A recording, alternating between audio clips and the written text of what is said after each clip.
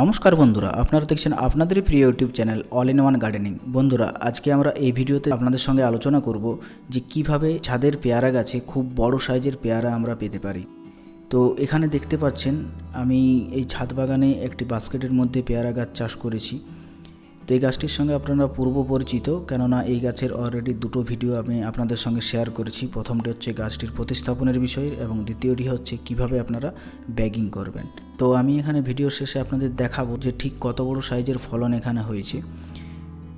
তো এখানে যে অংশগুলো দেখতে পাচ্ছেন এই অংশগুলোতে অলরেডি ফল ছিল, বেশ বড় সাইজের ফলই হয়েছিল, বাট আমি তুলে নিয়েছি, কেননা পরিপক্ক ফল যদি গাছে রাখেন তাহলে যে সমস্ত ফলগুলো ছোট থাকবে সেগুলো আর বৃদ্ধি হবে না বা সেগুলো সঠিক সাইজ আপনারা পাবেন না।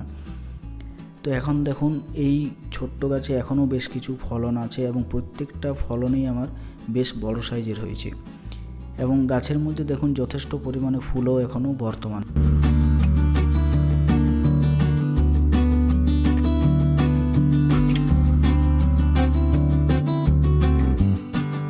তো এই পরিমাণ ফুল পাওয়ার জন্য আপনাদের গাছের যে ডগার অংশটা সেটা পিঞ্চ করে দিতে হবে, অর্থাৎ ডগার অংশটা কেটে ফেলে দিতে হবে, ফলে সেখান থেকে নতুন শাখা গজাবে এবং সেখানে প্রচুর ফুল এবং ফল সৃষ্টি হবে। আর ফলের সাইজ বড় করার জন্য অবশ্যই আপনাদের ফ্রুট সেটিং করতে হবে। ফ্রুট সেটিং ব্যাপারটা কি সেটা আমি আগের ভিডিওতে আপনাদের সঙ্গে আলোচনা করেছি। অর্থাৎ অতিরিক্ত যদি ফলন আসে গাছে, সেক্ষেত্রে কিছু ফল আপনাদের কেটে ফেলে দেওয়া প্রয়োজন, কেননা ছোট গাছে অতিরিক্ত যদি ফলের লোড আপনারা দিয়ে থাকেন সেক্ষেত্রে সমস্ত ফল সমানভাবে বড় হতে পারে না, ফলে ফলগুলো অনেক ছোট আকারের হয়।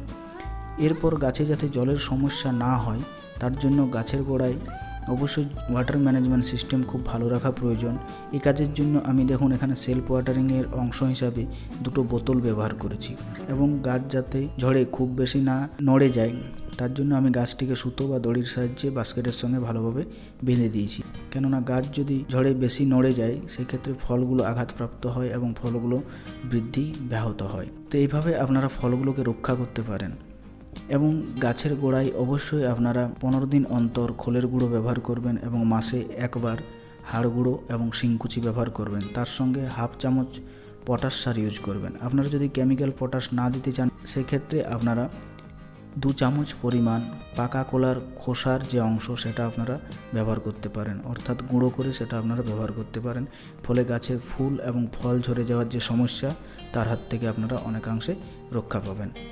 তো আমি এখন আপনাদের দেখাচ্ছি এই গাছের ফলন ঠিক কতটা বড় হয়েছে। তো আমি যে ব্যাগিং করেছিলাম সেই ব্যাগিংটি আমি খুলে নিচ্ছি, এটি সুতো দিয়ে বাঁধা আছে।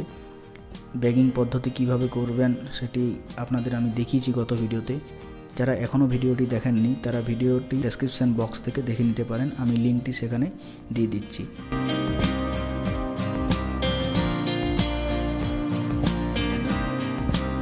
আর যে ফলগুলো এখনও পরিপক্ক হয়নি সেগুলো তুলবেন না, সেগুলো কিছুদিন রেখে দিতে হবে, ফলে সেগুলো পরিপক্ক হবে এবং আকার অনেকটাই বড় হবে।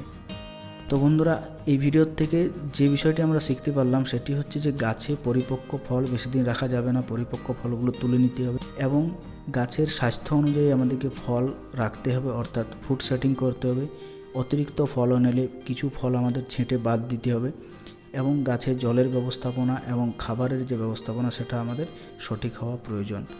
তো বন্ধুরা দেখুন এখানে যে ফলনটি আমি পেলাম গাছ থেকে সেটি কতটাই সুন্দর একটি ফল এবং কতটা নির্ভেজাল একটি ফল।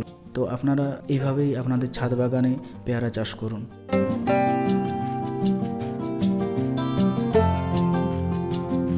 তো বন্ধুরা, এই ছিল আজকের ভিডিও। যদি ভিডিওটি ভালো লাগে তাহলে একটা লাইক করবেন এবং কমেন্ট করে জানাবেন। ভিডিওটি প্রথম থেকে শেষ পর্যন্ত দেখার জন্য আপনাদের অসংখ্য ধন্যবাদ। সকলে খুব ভালো থাকবেন। নমস্কার।